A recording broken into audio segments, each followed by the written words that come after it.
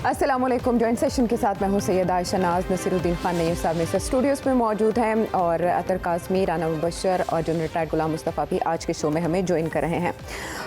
पाकिस्तान की मईशत के हवाले से हम सबसे पहले बात करने जा रहे हैं, जो कि अब एक ऐसा केस बन चुका है जिसके बारे में कहा जा सकता है कि मरज़ बढ़ता गया जूझ दवा की। सबसे सरफ़हरिस्त यही मसला रहा है और इसी को बुनियाद बनाकर हुकूमतें भी आती जाती रही हैं, लेकिन अब तक इसका देरपा हल नहीं किया जा सका। ऐसे में जब IMF रैम बहाली के इम्कान तकरीबन मादूम हो चुके हैं और डिफ़ॉल्ट होने के जो खदशात हैं वो सर पर मंडला रहे हैं, माशी बहरान सवा नेज़े पर है, तो एक खुसूसी कमेटी तश्कील दी गई है जिसका इजलास भी हो चुका है और हमें बताया गया उसके एलामिया में कि दिफा, ज़राअत, IT, मादनियात और तवानाई के शोबों में GCC से सरमायाकारी के अमल में सहूलत कारी करेगी ये कमेटी।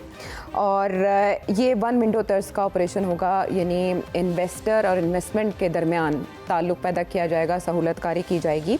इसमें सरमायाकारी से ताल्लुक़ रखने वाले जितने इदारे हैं वो यकजा कर दिए गए हैं और 3 लेवल्स पे ये कमेटी काम करेगी और हर माह इजलास भी इसके हुआ करेंगे।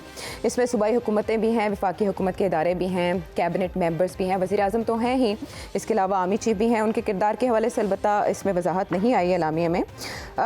जो बुनियादी नुक्ता है उस बारे में मुसद्दिक मलिक साहब ने ये बताया है कि अगर कोई सरमायाकारी करने पाकिस्तान आ रहा है, तो अपनी जगह प्रोमिस मौजूद हैं। अगर कोई इन्वेस्टमेंट करने आ रहा है और दरमियान में कोई कानूनी मसला है तो उसको फौरी तौर पर दूर किया जाएगा, फाइल्स को पहिए लगाए जाएंगे, कुछ ऐसी सिचुएशन होगी। अच्छा रन साहब, टोटल 5 ममालिक बताए जा रहे हैं जो कि दिलचस्पी रखते हैं और 2 ने जो है वो प्रॉमिस किया है कि वो इन्वेस्टमेंट लेकर आएंगे। क्वेश्चन यहाँ पर यह है कि जाती हुकूमत इस तरह की कमेटी, इस तरह का प्लान बनाकर पेश कर रही है, कितना देर पा हो सकता है और जो माशी निज़ाम है उसकी बहाली के कितने चांसेस हैं या सिर्फ इन्वेस्टमेंट लाना ही टारगेट है?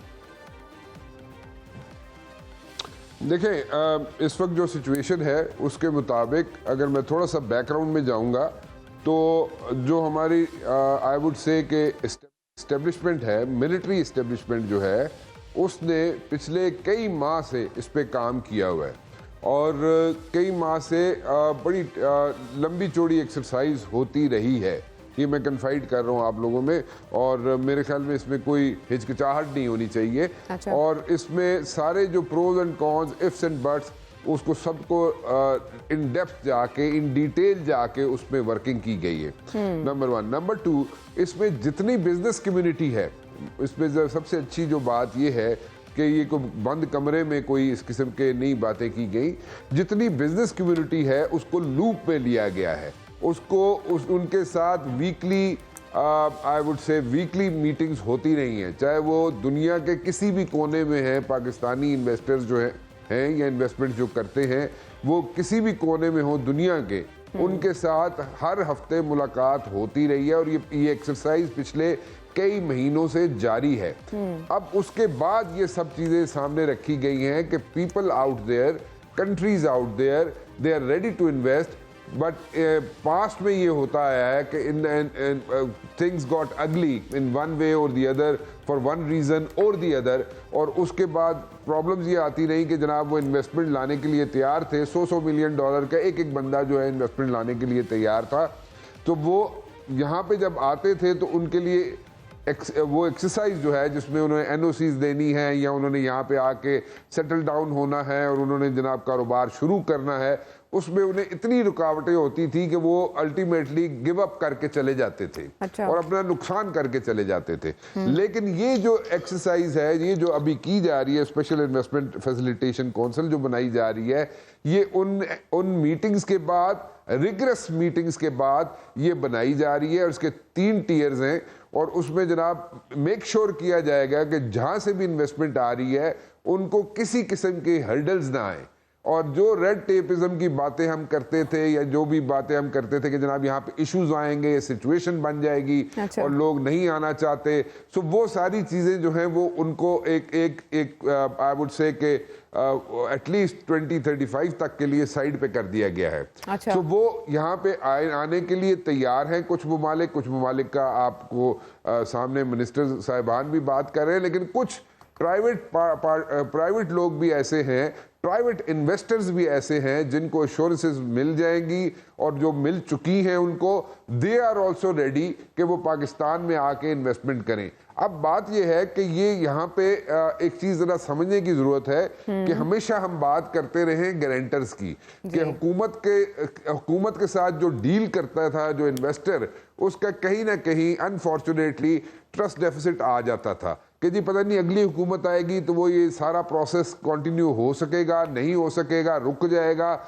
हमारी इन्वेस्टमेंट्स फंस जाएंगी। और सबसे इंपॉर्टेंट बात कि यहाँ से जो उन्होंने यहाँ पे लेके जाना, यहाँ से अपनी अर्निंग है जो लेके जानी है in the shape of like dollars या जो भी फॉर्म ऑफ करेंसी होगी, वो बाहर जाने के लिए, उनको लेके जाने के लिए प्रॉब्लम्स आती थी। अच्छा। वो भी सॉर्ट आउट कर दी गई हैं। सो इसलिए यहाँ पे एक बड़ी रिगरस एक्सरसाइज के बाद, महीनों की एक्सरसाइज के बाद, इन्वेस्टर्स के साथ पर्सनली मिलने के बाद और उसके बाद पाकिस्तानी इन्वेस्टर्स की जो यहाँ पे कंसर्न्स थे उनको एड्रेस करने के बाद ये कौंसिल जनाब सामने आएगी। और इन्वेस्टर जो है दे आर ऑलरेडी इसमें, जो हम बातें करते थे कि जनाब हमारे पास एसेट्स हैं, चाहे वो रेलवे है, स्टील मिल है, चाहे वो PIA है, उसको हम कहते थे, और IMF का भी कंसर्न थे उनके कि जनाब ये जो आपके पास पड़ी हुई हैं चीजें जो कि ब्लीड कर रही है, फाइनेंशियली ब्लीड कर रही है यहाँ पे आपके गवर्नमेंट एक्सचेकर को। अच्छा। उनको आप जनाब प्राइवेटाइज करें। सो वो भी, उसमें भी लोग इंटरेस्टेड हैं और हो सकता है, मैं इसको ये कह सकता हूँ कि देयर आर पॉसिबिलिटीज कि जनाब आपकी स्टील मिल को भी जनाब जिसने आपको गिफ्ट किया था, जिस मुल्क ने आपको गिफ्ट किया था, हो सकता है यही स्टील मिल उनको 2, 4, 6, 10 साल के लिए, 5 साल के लिए दे दी जाए। उसके अलावा और भी जो चीजें आपके एसेट्स हैं जो ब्लीड करते रहे गवर्नमेंट एक्सचेकर को, वो भी आपके प्राइवेटाइज किए जाए, but in a very subtle way, जहां पे कंसर्न्स ये ना हो कि थ्रो अवे प्राइस पे दिए गए हैं। अच्छा। इसके अलावा कई यहाँ पे बर्थ्स हैं जो, जैसे बर्थ्स आप UAE को दे सकते हैं आप जनाब, यहाँ पे और बहुत सी चीज़ें हैं जो यहाँ पे देने के लिए पड़ी हुई हैं, और जो इंटरेस्टेड हैं, कंट्रीज इंटरेस्टेड हैं, लोग इंटरेस्टेड हैं, प्राइवेट पार्टीज इंटरेस्टेड हैं, दे आर ऑल सेट कि वो ये इन्वेस्टमेंट्स यहाँ पे लेके आएंगे और उनके सिक्योर होगा उनका पैसा, वो 2035 तक सिक्योर है एटलीस्ट, और इसको लंबा भी स्ट्रेच किया जा सकता है, लेकिन एटलीस्ट 2035 तक ये बिल्कुल यहाँ पे उनकी इन्वेस्टमेंट सिक्योर होगी और उनको एक अच्छा, आप बहुत पुरुमीद हैं, एनवायरनमेंट दिया जाएगा जहाँ पे वो काम कर सकेंगे। ठीक है रन साहब, आप बहुत पुरुमीद हैं। आपने बताया कि अनथक मेहनत और अर्करेजी के बाद ये मंसूबा जो है वो तैयार किया गया, इस पे महीनों काम हुआ है, अचानक ये चीज़ नमूदार नहीं हुई। लेकिन अतर इसमें क्वेश्चन जो सामने आता है वो हमारे मुल्क में ब्यूरोक्रेसी का किरदार। ज़ाहिर है इन्वेस्टमेंट आएगी तो उसको आगे डील कौन करेगा? यही इदारे करेंगे, यही ब्यूरोक्रेसी करेगी, और रिफॉर्म्स के बगैर ही ये मामलात चलेंगे, और सियासी इस्तेहकाम की भी कोई गारंटी नहीं है। तो क्या समझते हैं आप कि कितना अच्छा हल दे सकता है ये हमारे माशी मुश्किलात का या प्रॉब्लम्स का? देखिए, इस वक्त जो मुआशी मुश्किल है वो सिर्फ किसी एक हुकूमत या जमात की मुश्किल नहीं है, ये पाकिस्तान की मुश्किल है, पूरी कौम की मुश्किल है। इसमें जो इदारे अपना किरदार अदा कर सकते हैं वो काबिल कदर हैं, और जरूरत भी इस अमर की है कि इस वक्त सारे मिल के कोई हल निकालें। पर अनफॉर्चुनेटली जो दोस्त अभी इस वक्त हुकूमत में है, जब माजी में भी जब हमने देखा कि हमारी जो एस्टेब्लिशमेंट थी वो कलीदी किरदार अदा करते थे, माजी में की हुकूमत के दौर में भी वो बाहर के दौरे भी करते रहे, यहाँ पे इन्वेस्टमेंट और दीगर जो मसाइल थे, जो बाहर से पैसा लाना, डॉलर लाना था, उसमें भी उस वक्त भी उनका बड़ा कलीदी किरदार था। लेकिन ये अभी हमारे हुक्मरान हैं, ये उस वक्त हमें और हमारे कुछ दानिश्वर और सहाफी दोस्त बार बार हाइब्रिड निजाम की बात करते थे कि जी ये हाइब्रिड निजाम है। अब अच्छी बात यह है कि कम से कम वो सारे दानिश्वर दोस्त ये बात नहीं कर रहे कि जनाब अब ये कोई हाइब्रिड निजाम आ गया। मसला ये है कि इस वक्त पाकिस्तान को आउट ऑफ बॉक्स थिंकिंग की जरूरत है, और उसके अंदर हर किसी को अपना किरदार अदा करना पड़ेगा। इस वक्त किसी के ऊपर तनकीद करने के बजाय अगर कोई अपना किरदार अदा कर रहा है मईशत की बेहतरी में, तो वो काबिल कदर। और माजी में भी हमने देखा फैटो मामले पे भी आपकी फौज ने, एस्टेब्लिशमेंट ने हुकूमत के साथ मिल के काम किया, और वहां आपको एक पॉजिटिव आउटकम नजर आई। जब इदारों के अंदर कोहेजन होगी, मिलके काम करेंगे रियासत के तमाम सतून, तो यकीनन उसका एक पॉजिटिव इमेज निकलेगा। अच्छा। दूसरी बात ये है जो बड़ी इंपॉर्टेंट है कि ये 13-14 जमातों की हुकूमत इतनी नाअहल है कि अपने बाल बोते के ऊपर कोई इकोनॉमिक प्लान भी नहीं बना सकते। तो इन्ना लिल्लाहि व इन्ना इलैहि राजिऊन, फिर क्या फायदा इन लोगों का, इनकी इतनी मराद का, इन इतनी वजारतों का 80 से ज्यादा की काबीना है और प्लान जो है वो कोई और बना के दे रहा है, कोई और इनकी मदद कर रहा है। पूरे सिविलियन अपराटस ये इस काबिल भी नहीं है कि उस प्लान को एग्जीक्यूट कर सके, उसके भी इनको मदद की जरूरत है। लेकिन जब भी मौका मिलता है ये एस्टेब्लिशमेंट के ऊपर तनकीद भी करते हैं, एस्टेब्लिशमेंट को बुरा भला भी कहते हैं सियासतदान, पर हालत इनकी ये है कि ये अपना एक इकोनॉमिक प्लान भी खुद उसके ऊपर इंप्लीमेंट नहीं कर सकते। और ये कोई अभी की बात नहीं, मैंने आपको माजी की मिसाल भी दी। अब ये जो हुकूमत जो है, हुकूमत का भी मुआशी प्लान है। अब इसमें सारी ये बातें हो रही हैं कि जनाब ये असासा भी दे दिया जाएगा, वो असासा भी दे दिया जाएगा, तो ये इन्वेस्टमेंट तो ना हुई ना। ये तो आप अपने असासे गिरवी रख के उनको दे रहे हैं। अगर या तो हो ना कि इन्वेस्टमेंट हो कि यहाँ पे आके नए कोई प्रोजेक्ट्स लगे, नई मिलें लगे, नए पोर्ट्स खुले, नई फैक्ट्रियां लगे, नए इकोनॉमिक जोन बने। अब अगर हुकूमत का इकोनॉमिक प्लान ये है कि अपने असासे लोगों को दे देने हैं और वो फिर उसमें से मुनाफा कमाएंगे, तो वो तो लॉन्ग टर्म सस्टेनेबल नहीं है। लॉन्ग टर्म तो आपको एफडीआई चाहिए, फॉरेन डायरेक्ट इन्वेस्टमेंट चाहिए, जिसमें एक साल के दौरान आपके यहाँ 21% की कमी आई। ओवरसीज जो पाकिस्तानी पैसा बेचते हैं उसमें भी कमी आई। तो एक जामे प्लान की जरूरत है और उसमें हर इदारे का अपना किरदार होगा। लेकिन ये जो अब हुकूमत है, इसकी जो मुआशी पॉलिसियां हैं और अब तक जो मुआशी कारकर्दगी है, चाहे वो जिनीवा के 10 अरब डॉलर हो, 1 अरब डॉलर अभी तक नहीं आया, तो वो जरदारी साहब को भी इस मीटिंग में बुला लेते और वो जो उनके पास फार्मूला है जिसके तहत उन्होंने 100 अरब डॉलर के ज़खायर इकट्ठे करने, तो वो भी बीच में शामिल करवा लेते तो मेरे ख्याल में बेहतर होता। अभी तक ये प्लान बड़ा अच्छा है, बातें ठीक है, लेकिन ये सिर्फ पेपर के ऊपर है। ये एग्जीक्यूट किस तरह करेगी ये हुकूमत, इस हुकूमत की अहलियत के ऊपर जो है बहुत बड़ा सवालिया निशान। वो जरदारी साहब आपको मनसूबा तब बताएंगे जब आप उन्हें वज़ीर आज़म या सदर बनाएंगे, उसके बाद वो आपके साथ ये कुलिया ज़रूर शेयर करेंगे और इस हुकूमत के साथ भी। नहीं साहब, इस बात की क्या गारंटी है कि अगर गवर्नमेंट चेंज होगी तो पॉलिसीज़ का तसलसल रहेगा, क्योंकि ये 3 साल तक तो कंटिन्यू रखने का इब्तदाई तौर पर प्लान है इसी पॉलिसी को। नहीं, ये एक सीरियस इशू है कि एक आउटगोइंग गवर्नमेंट को एक ऐसा प्लान नहीं लाना चाहिए जिसकी ड्यूरेशन अनसर्टन हो। अब जैसे राणा साहब ने फरमाया है कि इस पर किसी और अदारे ने बहुत ज़्यादा काम किया है जी, बाज़ाहिर भी यही लगता है। अगर उसी अदारे ने काम किया है तो ये तो एक खुला सबूत है कि हमारी सिविल ब्यूरोक्रेसी और सियासी हुकूमत दोनों नाहल हैं। क्या उनमें इतनी सलाहियत नहीं तो वो इन दो इश्यूज़ को सेपरेटली भी डील करें और जॉइंटली भी डील करें? इशू इस वक्त पाकिस्तानी इकॉनमी के दो सेपरेट हैं। एक है प्राइवेटाइजेशन, डिसइन्वेस्टमेंट, कि आपने जो अदारे रखे हुए हैं जो बिल्कुल प्रॉफिट नहीं दे रहा है, एक्सचेकर पर राणा साहब ने सही कहा बहुत बड़ा बोझ है जी, सफ़ेद हाथी 20 साल हो गए हैं स्टील मिल की प्राइवेटाइजेशन का इशू सुनते। एक बार शौकत अजीज़ साहब ने सिर्फ फास्ट ट्रैक पे डाला था, लेकिन मुअज़्ज़ज़ अदालत उज़्मा ने इंटरफेयर किया और वो सारा मामला गट हो गया और अब भी गवर्नमेंट उसका नुकसान उठा रही है। रेलवे है, PI है, there are many more. Governments का काम बिजनेस करना नहीं, बिजनेस के लिए कंड्यूसिव एनवायरनमेंट प्रोवाइड करना है जी। ये तो गवर्नमेंट की अपनी पॉलिसी होनी चाहिए कि हमने अपने अदारों को अगर प्राइवेटाइज करना है, डिसइन्वेस्ट करना है, तो वो थ्रो अवे प्राइस पे ना जाएं। मिलिट्री एस्टेब्लिशमेंट का जो रोल है वो तो ज़्यादा ओवरसी कर सकते हैं। पॉलिसीज़ तो अब भी जो फ्रेमवर्क है वो सिविल ब्यूरोक्रेसी ने देना है, कैबिनेट अप्रूव करना है, या कोई लेजिस्लेशन रिक्वायर्ड होगी तो वो नेशनल असेंबली और सेनेट से ही होगी। शायद ये फेटअप फॉर NCOC की तर्ज पर ही ये प्लान है। फेटअप कैसे, कोई इशू नहीं। नहीं, जैसे वहाँ फौज ने दूसरे जो इशू है प्लान किया था ना साथ वो मिलके, इशू है इन्वेस्टमेंट इनवाइट करने का। हाँ। ये पाकिस्तान की हर गवर्नमेंट का ये ख्वाब रहा है, ख्वाहिश रही और जायज़ ख्वाहिश थी कि किसी तरह से हम मुल्क में इन्वेस्टमेंट लेके आए कि फॉरेन इन्वेस्टर्स यहाँ इन्वेस्ट करें। हमारे मुल्क में एक बहुत बड़ा एसेट है वो मैन पावर है, लेकिन हमारी गवर्नमेंट्स की एक नाकामी है कि इन्होंने उस मैन पावर को स्किल्ड लेबर में तब्दील नहीं किया। अगर आपके पास लेबर है लेकिन वो स्किल्ड नहीं है तो सिर्फ चीप लेबर पे या एक सपोर्टिंग एनवायरनमेंट पे लोग बहुत बड़ी इन्वेस्टमेंट लेकर नहीं आएंगे। सबसे बड़ी ज़रूरत है कि साथ ही ये जो कमेटी बनी है इस बात पे भी गौर करें कि अगर आपने बाहर से इन्वेस्टर्स को लाना है जिन्होंने ह्यूज इन्वेस्टमेंट्स करनी है, तो उन्हें ऑर्डिनरी लेबर की नहीं, उन्हें स्किल्ड लेबर की ज़रूरत है, उन्हें इंजीनियर्स की ज़रूरत है, टेक्नीशियंस की ज़रूरत है, उसके भी मौके पैदा करें। और दूसरी बात यह है कि एक सपोर्टिंग इन्वायरमेंट, पीसफुल कंडीशंस, एक सोसाइटी में सोशो इकोनॉमिक हार्मनी पहले से एग्जिस्ट करती हो तो फॉरेन इन्वेस्टर आएगा।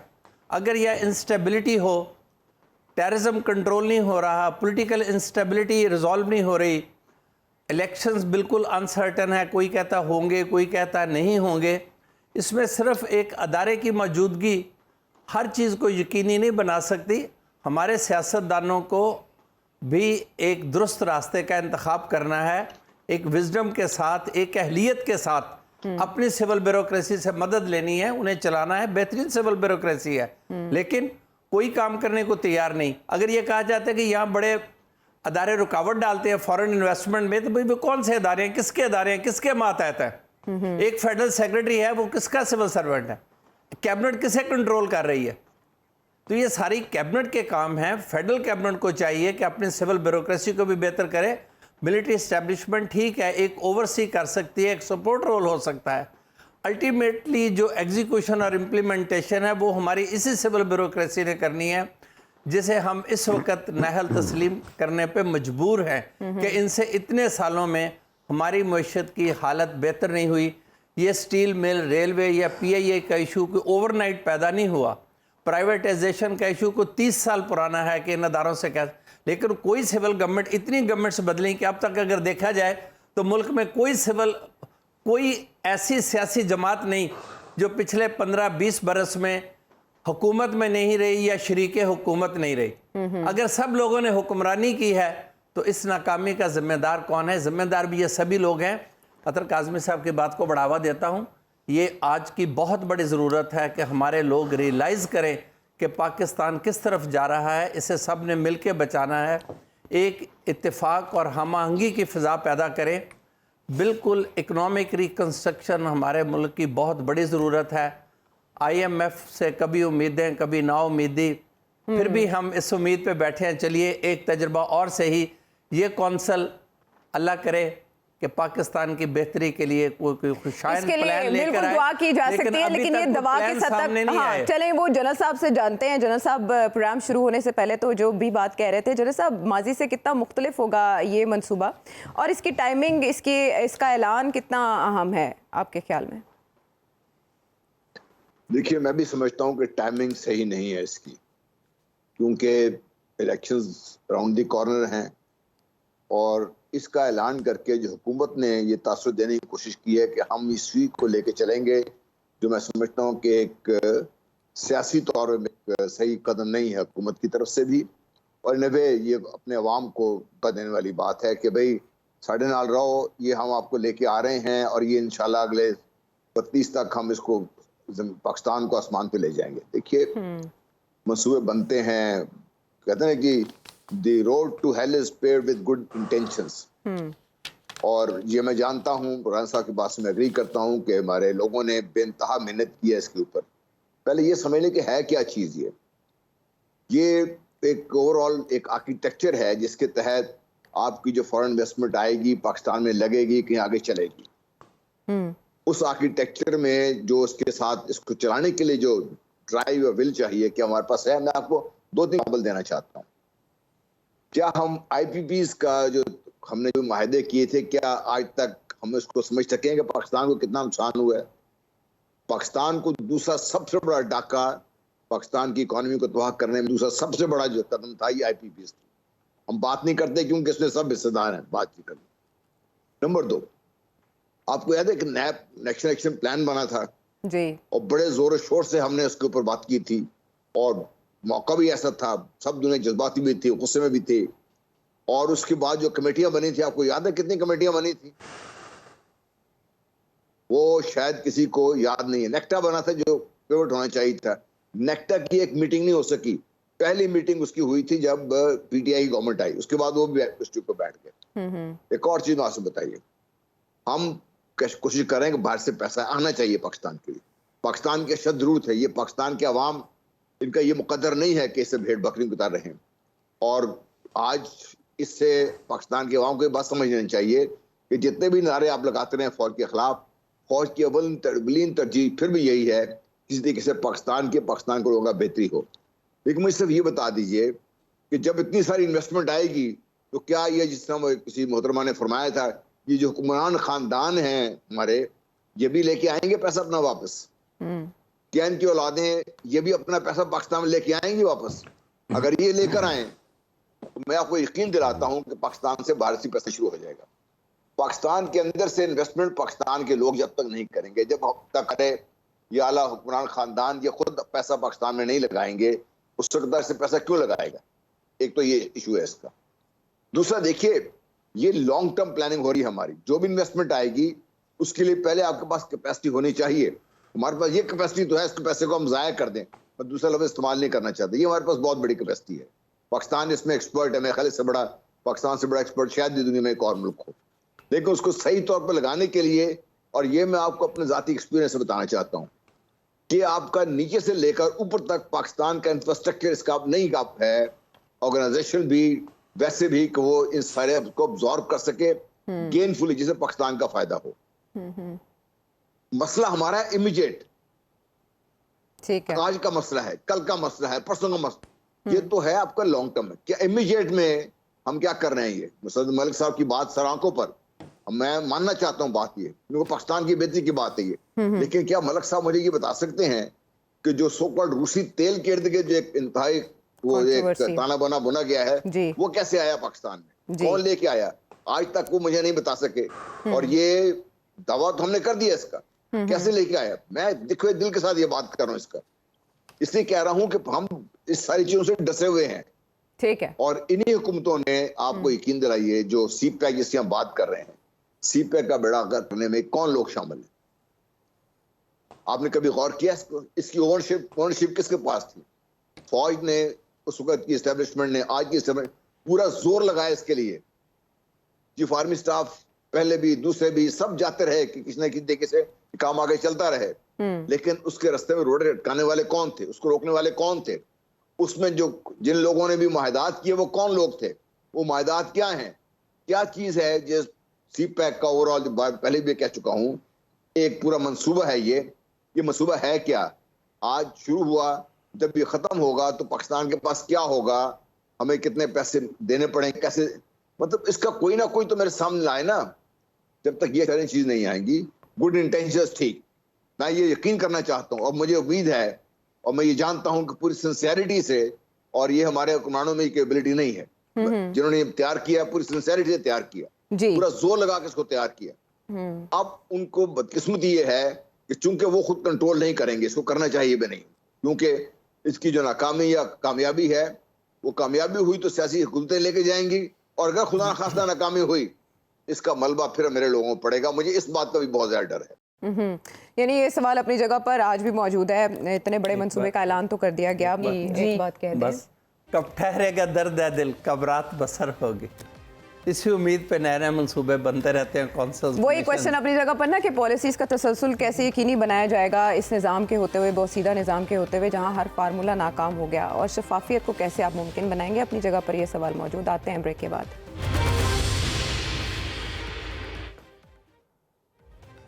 Welcome back to the show. Rana sahab, गैर मामूली हालात में गैर मामूली फ़ैसले हम होते देख रहे हैं, और ऐसे में हमने देखा कि जस्टिस काजी फ़ाइज़ ईसा की बतौर चीफ जस्टिस तैनाती की मंजूरी उन सदर ममलिकत ने दे दी है जिन्होंने इससे पहले इनके खिलाफ रेफरेंस पे भेजा। ये 3 माह पहले तैनाती का क्या मतलब ले रहे हैं आप? देखें, 2-3 चीज़ें before I answer your question, मैं 2-3 चीज़ें यहाँ पे ऐड करना चाहूँगा। कुछ यहाँ पे बात हो रही थी कि जनाब, मैंने जिक्र किया कि ब्लीडिंग जो हो रही थी एक्सचेकर की, उसको रोकने की कोशिश की जा रही है। जो डायरेक्ट इन्वेस्टमेंट की बात अतर कर रहे थे ना कि डायरेक्ट इन्वेस्टमेंट होनी चाहिए, यहाँ पे बिल्कुल होनी चाहिए, there is no doubt about that. लेकिन इस वक्त जो है वो 3 प्रॉन स्ट्रेटजी जो है वो उसको इन प्लेस लाया जा रहा है, 3 प्रॉन स्ट्रेटजी। अच्छा, उसमें जो शॉर्ट टर्म जो चीज़ें हैं जो अचीव करनी है, उसको कैसे करना है, वो बिल्कुल जनरल साहब भी ठीक कह रहे थे कि जनाब शॉर्ट टर्म स्ट्रेटजी क्या है, ये तो लॉन्ग टर्म स्ट्रेटजी लगती है। शॉर्ट टर्म स्ट्रेटजी ये है, जो मेरी इतलात है, वो ये है कि अभी आपने इमीडिएटली पहले तो ब्लीडिंग रोकनी है, जो गवर्नमेंट एक्सचेकर की ब्लीडिंग हो रही है उसको रोक रहे हैं आप। फिर उसके बाद जनाब आप कोशिश कर रहे हैं साइमल्टेनियसली कि आप जैसे यूएई के साथ निगोशिएशन में हैं, आप उसके साथ जनाब सऊदी अरेबिया के साथ निगोशिएट कर रहे हैं, चाइना के साथ आप निगोशिएट कर रहे हैं, एंड देयर सर्टेन प्रोजेक्ट्स जो इन तीनों मुल्कों से यहाँ पे आने के लिए तैयार बैठे हुए हैं। अब वो तो इस स्ट्रेटजी का हिस्सा है जो मैंने 3 प्रॉन्ज स्ट्रेटजी का जिक्र किया। अब शॉर्ट टर्म के लिए जो इमीडिएट रिलीफ की बात कर रहे हैं जनरल साहब, वो उसके लिए भी कोशिशें की जा रही है। जो मैं बात कर रहा था कि यहाँ पे जो प्राइवेट इन्वेस्टर है, यानी कि जो इंडिविजुअल कैपेसिटी में जो लोग यहाँ पे इन्वेस्ट करने के लिए आना चाह रहे हैं, आई personally think that is a short term relief. अब जो बात की जाती है कि हमारे सर पे इतना जनाब कर्जा आके बैठा हुआ है या हमने इतने पैसे वापस करने हैं, उसको इमीडिएटली हम कैसे उसको वर्कआउट करेंगे, तो आई पर्सनली थिंक कि वो उसका इलाज या उसका हल जो है वो किसी हद तक मैं उसको रिपीट कर रहा हूँ, वो ढूंढ लिया गया है। और उसमें ये तो मैं नहीं कहूँगा कि वो सारा आपका कर्जा जो है उतर जाएगा इमीडिएटली, या आपने जो इंटरेस्ट देना है वो सारा इमीडिएटली आप दे सकेंगे, वो नहीं है ऐसे। लेकिन हाँ, आपको ब्रीदिंग स्पेस जरूर मिल रहा है। और इफ एवरीथिंग वर्क्स आउट, और जो यहाँ पे इफ्स एंड बट्स की बात हो रही है कि ऐसे इस वक्त नहीं होना चाहिए था, या इस हुकूमत को नहीं करना चाहिए था, या किसी को,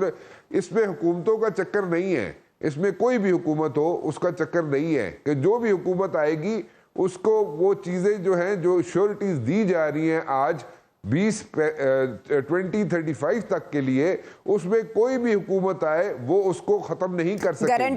गारंटर मिलिट्री एस्टैब्लिशमेंट बन रही है, आप ये कह रहे हैं? बिल्कुल, मिलिट्री एस्टेब्लिशमेंट इसमें गारंटर है, और मिलिट्री एस्टेब्लिशमेंट को गारंटर बनना भी चाहिए। लेकिन सर मेरी गुजारिश, एक मिनट जनरल साहब, विद ऑल ड्यू रिस्पेक्ट, एक मिनट जनरल साहब, उसमें गारंटर इसलिए है, मैं उसकी बता देता हूं कि जितनी दफा भी आपको मुल्क को बेल आउट किया है, वो आपको मिलिट्री एस्टेब्लिशमेंट ने ही बाहर से जाके कर्जे ला के दिए हैं।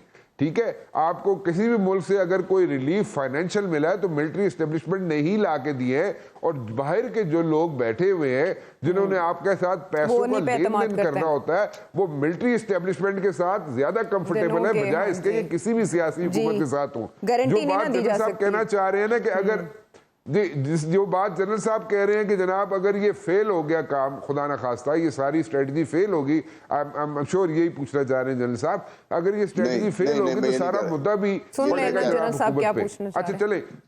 अच्छा चले लेकिन वो मेरे ख्याल में इसको बात करते हुए जनरल साहब मैं कर रहा था कि जब तक आपका निजाम अदल डिलीवर नहीं कर रहा होगा फ्रॉम टॉप टू बॉटम हर लेवल पे, और आपके पाकिस्तान में लोगों को, पाकिस्तान से बाहर लोगों को यकीन नहीं होगा कि जहां भी जब भी कोई मसला होगा पाकिस्तान की अदालतें सही फैसला करेंगी और पाकिस्तान में आइन और कानून को चलने दिया जाएगा, तब तक ये मसूदे की कामयाबी डाउटफुल रहेगी।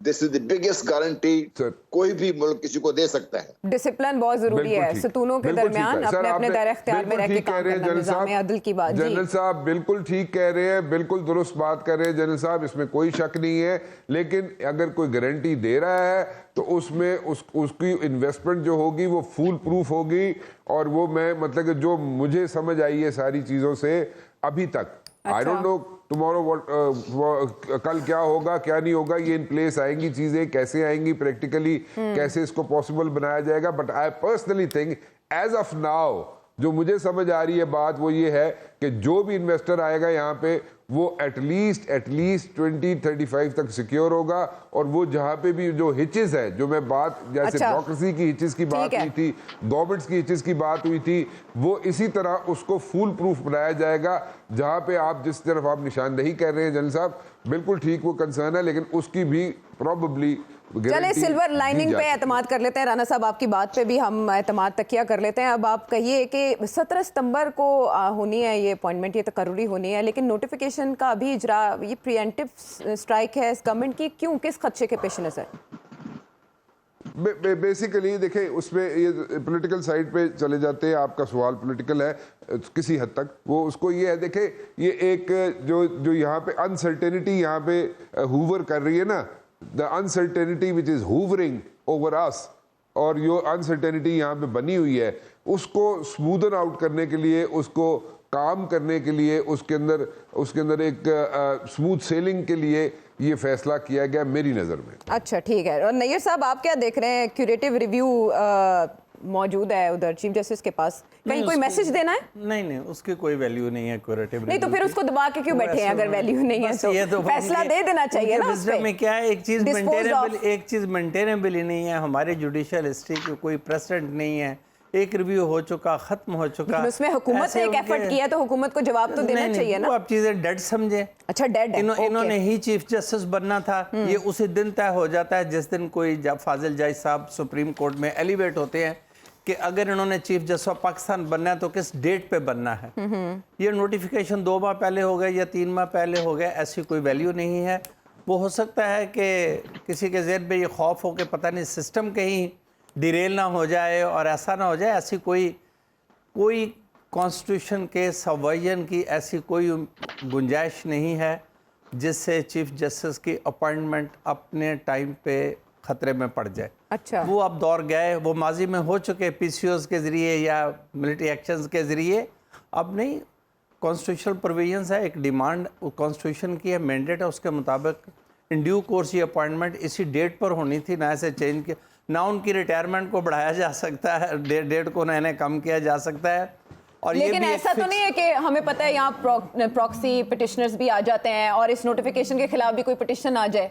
नहीं, उसकी कोई वैल्यू नहीं होगी। फ्रिवलेस लिटिगेशन का कोई वैल्यू नहीं है। वो लोग फाइल करते हैं, ख़त्म हो जाती हैं। आज तक मुझे तो कोई नतीजा निकला नहीं नज़र आया फ्रिवलेस लिटिगेशन का। अच्छा, जिनके लिए इतना कुछ किया जा रहा है वो निज़ाम अदल को कितना चेंज कर सकेंगे आपके ख्याल में? देखिए, अब तो नया साहब ने कहा है कि मैं कुछ तब्दीलियाँ लाऊंगा। चीफ जस्टिस साहब ने एक स्टेटमेंट, फ्यूचर चीफ जस्टिस साहब ने एक स्टेटमेंट दिया है पिछले दिनों में कि मैं कुछ नई पॉलिसीज़ लेकर आऊँगा और डिलीवरी सिस्टम को बेहतर करूँगा। वैसे एक हमें उम्मीद रखनी चाहिए कि काजी साहब बड़ी डायनामिक पर्सनालिटी के मालिक हैं और हर चीज़ को ग्रिप कर सकते हैं for safe administration of justice. और इनसे बिल्कुल कोई ये ख्याल ना रखे कि वो आइन या कानून से हट के कभी सोचेंगे भी। ना उन्होंने माजी में कभी सोचा, ना सोचेंगे। उनका जितना भी कैरियर है एज जज ऑफ बलोचिस्तान हाई कोर्ट या एज जज ऑफ सुप्रीम कोर्ट, उन पे ऐसी कोई बात नहीं है। उनके बारे में जो रेफरेंस आया था वो अब सबको पता है, सब मानते भी हैं कहाँ से आया था और कौन लाया था। अब वो ख़त्म हो गया। लेकिन इस पे उन्हें मलाइन करने की कोशिश थी, वो फेल हो गई। और ये दूसरों के लिए आई ओपनर है कि अननेसेसरली किसी सीनियर जज पे आप कीचड़ ना उछालें।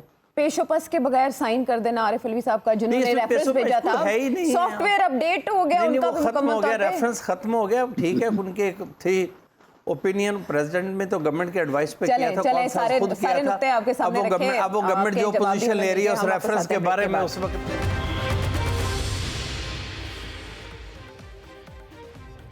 अभी हम नोटिफिकेशन की बाबत बात कर रहे थे तो ऐसे में एक अहम खबर सामने आई है कि मिलिट्री ट्रायल के खिलाफ जो पिटिशंस थी सुप्रीम कोर्ट के रूबरू वो टेकअप कर ली गई हैं और 9 रुकनी लार्जर बेंच कल समाअत करने जा रहा है। इसमें अतर काबिल और बात यह है कि इस बेंच का हिस्सा जस्टिस काजी फायज ईसा भी होंगे और सरदार तारिक मसूद साहब भी इस बेंच में शामिल हैं। तो कैसे चीज़ें शेपअप होती देख रहे हैं आप आने वाले दिनों में? देखिए, ये पता चल जाएगा कि कौन किधर खड़ा है। और मेरे ख्याल में वैसे तो 15 मोअज़्ज़िज़ जज साहिबान का बेंच बना देना चाहिए था ताकि सब कौम को पता चले कि कौन किधर खड़ा है, किसका क्या मौक़िफ़ है। और हो सकता है कि फिर कोई इंतजामी मामलात हो, तमाम जज साहिबान को अगर एक बेंच में बैठा दिया जाए तो दीगर जो मुकदमात हैं उनमें खना ना पड़े। और दूसरा, जो काजी फायज ईसा साहब की जो भी नोटिफिकेशन हो गया 3 महीने पहले, ये कोई मामूल की नहीं। अगर आप इसमें माजी में देखें, अगर जस्टिस बंदयाल साहब का हलफ से पहले 9 रोज पहले हुआ था, इसी तरह गुलजार साहब का 16 रोज पहले, खोसा साहब का 15 रोज पहले, साकिब निसार साहब का तकरीबन 23 रोज पहले। यहाँ पे 3 महीने पहले जो नोटिफिकेशन हो गया, इसको आप आम हालात में नहीं देख सकते। क्या हुकूमत की तरफ से ये ख्वाहिश है कि इस नोटिफिकेशन के बाद अदलिया को, लोअर अदलिया को, हाई कोर्ट्स को एक तरह से मैसेज चला जाए कि जनाब ऊपर कमांड चेंज होने वाली है, तो लिहाजा अगर आपके जो फैसले हैं उनमें भी आप थोड़ी तब्दीली करें। ऑल्दो कि जो भी मोअज़्ज़िज़ जज साहब आएंगे वो आइन और कानून के मुताबिक करेंगे। लेकिन यहाँ पे मुझे हुकूमत का कोई ना कोई इसके अंदर सियासी पहलू जरूर नजर आता है कि 3 महीने पहले ऐसी कौन सी क़यामत आई थी कि 3 महीने पहले ये नोटिफिकेशन, वो तो आइन और कानून के मुताबिक उन्होंने आना ही आना है। बिल्कुल ठीक है, बहुत अहम नुकता आपने उठाया, लेकिन वक्त हमारे पास कम है। जनरल साहब से मुझे जानना है, तसादुम होता देख रहे हैं कोई आप आने वाले दिनों में जनरल साहब, तसादम किसके दरमियान? Military establishment and judicial. जी, तसादम अल्लाह ना करे आपके अदलिया का और हमारी सियासी कुव्वतों का तसादम हो, ये तो बहुत बदकिस्मती होगी हमारी, क्योंकि अदलिया और भी आपके आला तरीन अदलिया जिसके ऊपर जिसकी के सामने ये उंगलियां उठाते रहे हैं, और ये जो हमारे चीफ जस्टिस इन वेटिंग है, ये कोई फूलों की सेज पर नहीं आ रही, इनके लिए भी कांटे का बिस्तर बचा हुआ है। इनसे भी लोग बहुत सारे सवाल करना चाहते हैं, क्या क्रिमिनल जो केस हैं। चैलेंजेस बेशुमार हैं और आने वाले जो वक्त हैं वो इतने आसान नहीं होंगे, जो हालात हैं वो ज्वालामुखी बनने जा रहे हैं, इसको पहले से ही देखा जा सकता है। अगले प्रोग्राम तक के लिए इजाज़त दीजिए, अल्लाह ने के बाद।